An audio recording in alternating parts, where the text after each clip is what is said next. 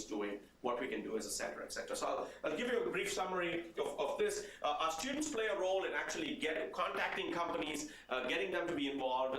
We've worked with the Indiana Manufacturers Association, with IEDC, with Hufford Don Foley, and other, with the TAP and Technology Assistance Program, their list. What we're trying to do is to connect as many companies as possible. So a little sales pitch here. Next year, if you get a URL link, please don't delete it. Take some time to fill in this information.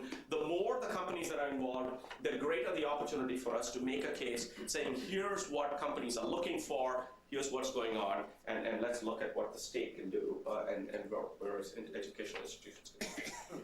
A second project, which is funded by the Indiana Department of Transportation, looks at a problem from the point of view of a new entrant to the system. Many of you would know, in fact, if you were coming to the state, if you were driving from Columbus, from Cincinnati, you would have driven by the Honda plant. Honda announced a new assembly plant in Greensburg, Indiana, and one of the questions that the Indiana Department of Transportation was interested in is, well, now that Honda has announced their assembly plant, what should the state do in terms of road projects and infrastructure improvements so as to enable, or so as to make the supply chain for Honda competitive? What's interesting, of course, is one of the things we've been doing is getting INDOT to take a supply chain perspective. As you will well imagine, that the manufacturing plant does 20% of the value added. 80% comes from various tier 1, tier 2, tier 3 suppliers. And so the next question is, where are these suppliers located? Well, there are some, there's an engine manufacturing plant, a transmission manufacturing plant in Ohio. Well, where does Ohio's engine plant and transmission plant get its components from? Well, some from Indiana, some from Ohio. So if you start mapping the flow of product, you have a lot of product flowing back and forth across the two states. So the idea that all we're going to do is to build roads that allow you transport within the state is sort of a tough proposition then. Part of the role of what we did is we actually contacted about 55 to 60 companies, mapped out the supply chain, estimated the flows, then linked it to specific projects that INDOT is involved in to try to get an idea of which projects would have the greatest benefit throughout the supply chain. This, again, was a great experience for our students. They got to talk to the companies directly. They got to think about a supply chain before it's put in place, because remember, Honda hasn't started producing the cars. In a couple of weeks is when the first car is going to roll out of that facility, but a lot of this is planning 3 years out, 5 years out, 10 years out, etc. And there are many interesting questions associated with this supply chain. It's not completely clear whether some newer car models will come into this facility. It's not completely clear whether there'll be an engine facility in Indiana. All of these things would change the equation. So this gives the students a great opportunity to be connected with a project of this kind. The project of this kind is funded by the federal funds that come into the state of Indiana. About 1.5% are set aside for research-related funding. So this project is funded by federal funds routed to the state. And this has been, we've been involved in studies with INDOT for several years now, and a lot of these studies have really provided our students a wonderful opportunity to think about a supply chain linked to economic development and linked to infrastructure projects, which is a little beyond the supply chain, just purely within a company. A third project that we've been involved in is, again, involving both undergraduate and master's students, is something that's basically focused on trying to figure out how a supplier can best represent their capability. And capability here is used a little broadly. It's basically, what the question we're asking is, let's assume that the success of future supply chains is in finding new suppliers to add to your mix. Not existing, because the existing ones you know. Well, how would you find these new suppliers? As an example, when we have asked some of the OEMs in the state what fraction of their components they source within the state, you see a number like 20%. So you say, well, we have 12,000 suppliers here. How come you can't find one of these suppliers here locally? Well, it might be that they're not, the answer might be, they don't deliver the product that we want to source. So one of the things we're trying to do is to basically say, if let's suppose you're buying a particular kind of gear, it's probably not just the right thing to Google search that particular gear. You probably want to say, well, there are a lot of people who can make gears. They don't make gears currently, but they certainly have the capability the equipment, etc. So one of the questions we're trying to ask is, how do we get at capability at a slightly more sort of basic level? And how do we try to figure out a way for companies to represent their capability, capture it in a digital form, and enable people to search and identify groups of companies with that particular capability? And in this mix, there's also the role for Indiana Economic Development, for Technology Assistance Program, and others to say, okay, if you found a company that more or less fits your bill, but is off by a little bit, and they need this, this training, and they need this employee skill development, well, maybe the state has an interest in filling that gap. But a lot of this thing could potentially happen in a proactive fashion before the detailed deal has been done. And part of what this study does and this project does is to get us started on that dimension. We've had a number of people involved in here, Don's involved in the group, etc. And we've had about 14 companies who've volunteered, who've had their senior executives in procurement and purchasing play a role in helping us define these capabilities. So we have, now the good thing about a university is when projects like these happen, they don't end as a project. So many of us as faculty, we sort of start thinking about it. So there are, I have a friend of mine who's a professor in electrical engineering. So I said, well, you know, Avi, we're thinking about this problem. He said, okay. So every Tuesday we meet for an hour and a half for coffee. We start reading papers, thinking about this, and say, well, what if we were to fix this globally? You know, how would we come up with sort of a basic capability description prototype so that every company could say, okay, here's how I want to represent myself, so that everybody digitally throughout the world could search for you and find you. So we're along, you know, this is a very interesting project that on the one hand has undergraduates and our GAs play a role in getting some base data. But on the other hand, it's potentially some very interesting consequences that come out of it. So I'll keep you posted perhaps at the next conference regarding what comes out. One of the things we've been doing is writing various op-ed pieces, trying to influence the system. APICS, the American Production Inventory Control Society, has been involved with us, Indianapolis Business Journal, et cetera, Lots of project proposals, and of course, we're always looking for new partners. Companies such as KSM Medrad, which is a company in Pittsburgh, OFS, Huntingburg in Southern Indiana. These are all companies involved. Now, you look at this picture and say, what in the world did we move to from the previous page to this page? This picture at the top is a picture of Hosur. And this is in the outskirts of Bangalore. And this is emerging markets. And so what were our students doing here? Well, we have an alumnus who owns the company, TVS, who graduated from here several years ago. And one of the things he's been doing is part of his sort of giving back to Purdue is that he covers all costs for a whole bunch of students other than airfare to be on site in Bangalore in India for 3 weeks. He puts his senior managers to work to create projects for the students to be involved as an experience. Now, it is an experience for a student who has never left the United States and never gone to an emerging market. If you look closely, and of course it's a little bit of a stretch, you see an ad. It says, hunting for sheds, warehouses, call this number. Okay, so if you're looking for development, this is development, okay? By the way, from this spot, if you travel less than 5 minutes, is the headquarters for Infosys, one of the world's very large information services companies. And all you need to do is go through the gate, and then you will not realize where you are, because that is the state-of-the-art facility with all the computing in the world. But this is development. We want our students to understand what emerging markets are, so that they don't think that it's just a question of high returns. High returns come with high risk.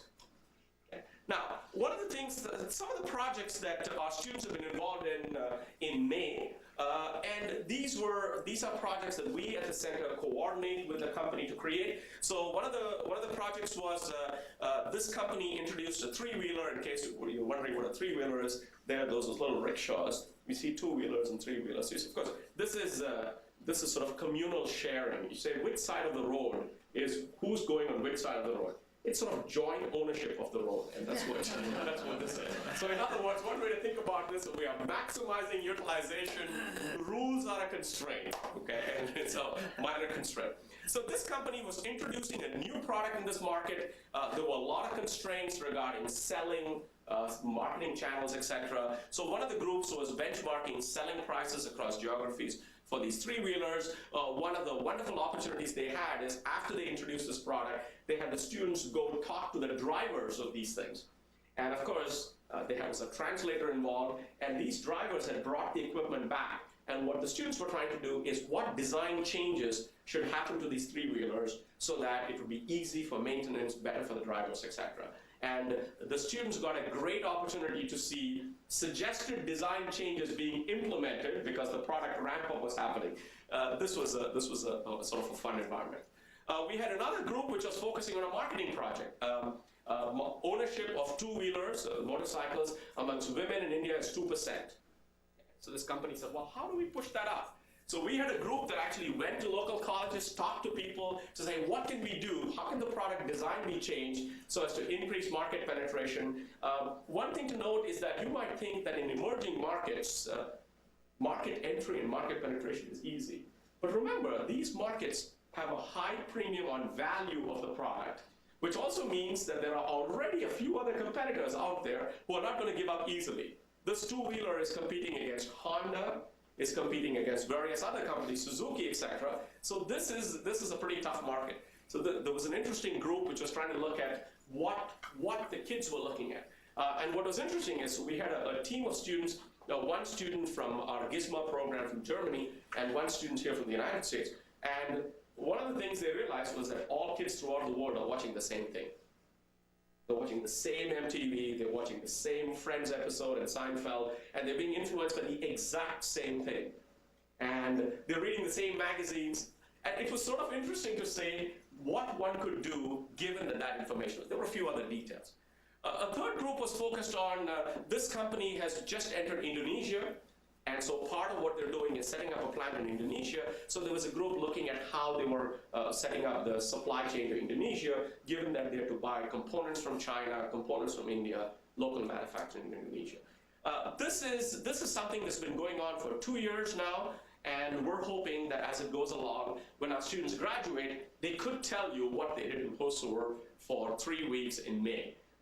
Incidentally, if you're looking at the weather and the time of the year to go, May is not the right time of the year to go there. It's one of the hottest times. However, this being Bangalore, it's one of the more temperate. So, it's probably just about 90 to 100 degrees, so it's not too hot.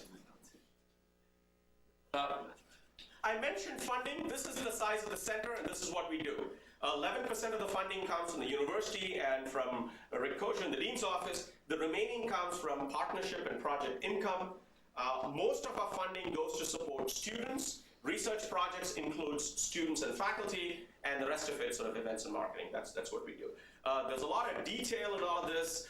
One of the things I must mention is that Mary brings a lot of focus on all of our line items and what we do with it, and gets us to do a heroic job of delivering value in this whole business. So. However, we look at every detail of what we do and figure out how we can better manage supply and demand. Now, I want to mention a few things regarding this conference, and just a few comments. First, when we started this topic, we were focused on a bunch of different things, and I'll tell you a few things we were focused on. The first thing we were focused on was supplier issues. Clearly, we're sitting here in Indiana. Many of our students work for companies that are auto component suppliers. And it should not be a surprise that there's been volatility in that industry, okay, to put it sort of graciously. So supplier issues in the auto industry. The second thing that everybody was thinking about was gas prices, transportation costs, and what that was doing to them. Clearly, people were observing it when they were paying at the pump, but if you've been reading about how it's affected the trucking industry and diesel prices, that was big. So we thought, well, that's having a big impact on the industry. The third thing was the weak dollar.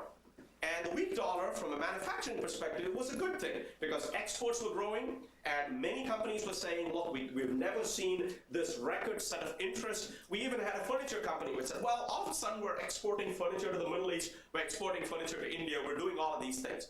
So the weak dollar, from a manufacturing perspective, was a big plus because it created exports. So if we look at these pieces, we said, well, if you're a manufacturer in this environment, clearly there are a number of things that are going on. While all of these were going on, the net result was we had a number of people who said, well, in the past we thought that the China price was 30% lower than whatever you could offer in the United States. We said, well, that 30% gap has become smaller and smaller as wages in China have increased, as the Chinese government has decided that people should be paid overtime after 8 hours, as they've started sort of taking away some of the export credits. As these things go away, somehow the China price becomes more competitive. Now, all of these things from a manufacturing perspective said, well, there's perhaps a way to run the system that's different than what people are doing, but all of this is going to cause a shake-up potentially in the industry. Maybe people who are making auto components might switch their capability to do other things, perhaps aerospace, medical orthopedics, etc., etc. And I'm using words because these are all things that across the state are big. We have a big aerospace cluster, we have a big medical orthopedics cluster, biotech is growing, etc. So you can start seeing that manufacturers who think about their capability might say, okay, I'm gonna retool and do things a little differently. So these are the kinds of things that we were thinking about. And while this was going on, there were also people saying, look, however, there is a lot of growth across the world, it's just in a different location. So there is a lot of growth and interest in the product I'm making, but it happens to be in Asia or in some emerging market. If only I could effectively get the product that I'm making to that location. Well, but that went against the cost of transportation. So then people started saying, well, should I open another plant there? So this was the situation in which we used the title Manufacturing in Transition, because in conversations with people, we had companies say, well, how am I going to deal with all of these things? I have a few ideas, and I'll give you results we saw in the survey. But this was what caused us to be thinking about this title of Manufacturing Transition. As I was putting these slides, I said, well, which of these things are relevant today? All of a sudden, at the top of the list is this credit crunch. And I must say, in most of our classes, we didn't talk about working capital constraints. Sort of said, hey, that's what banks are for. Worst case, depending on your risk, you pay a bit more.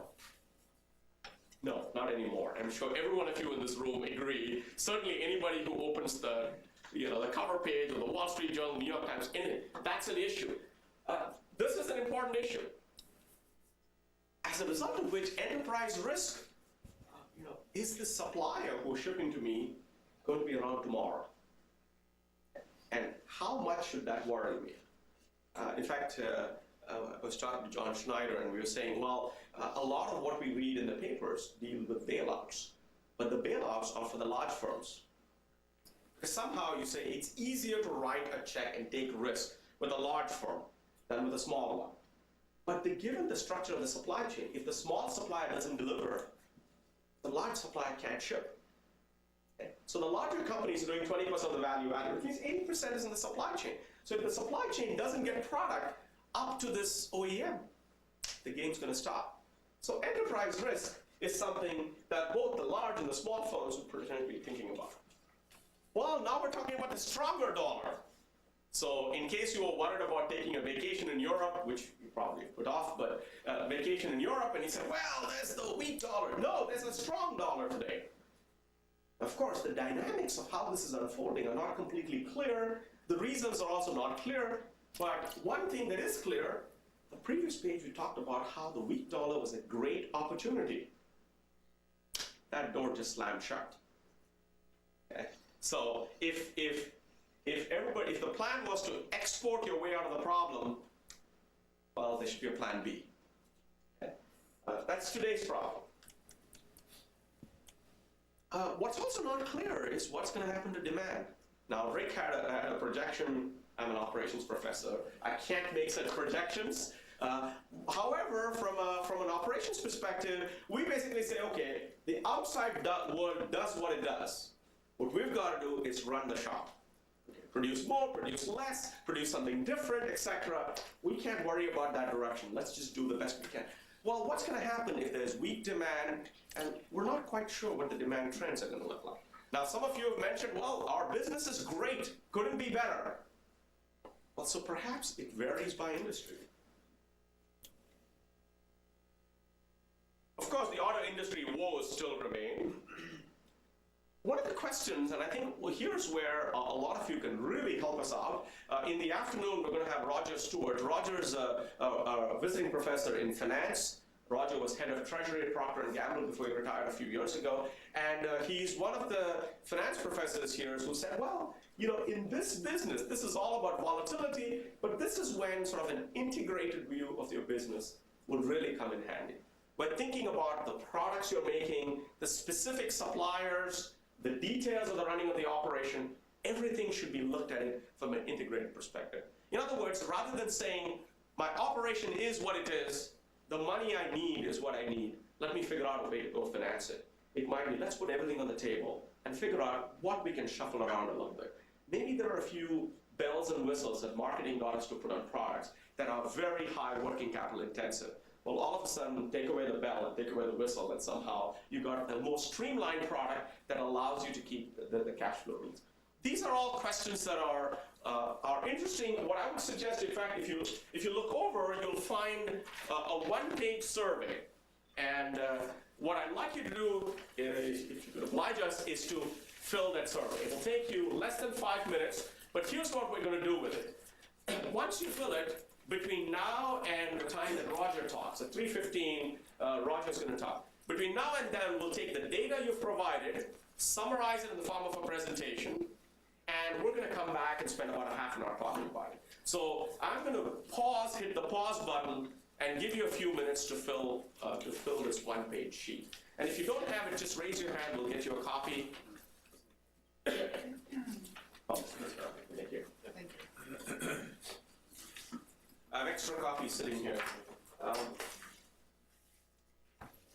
Again, as it mentions here, what we want to try to do is just get a look at the kinds of things that you're looking at within your company. You do not need to identify yourself if you don't want to, in which case you just leave it blank at the end where it says contact information. However, please remember that for us, this is an opportunity for sort of a shared discussion. So if you would like to remain in the loop, just provide us an email and contact information. What we're planning on doing is trying to create a roundtable. In fact, I just had a brief discussion with John Schneider of the university's interest in keeping companies involved in a discussion so that you're not all by yourself figuring out what to do with you and your bank, but there's a broader group that might be interested. So I'm going to shut up for a few minutes and give you 5 minutes to fill this one page.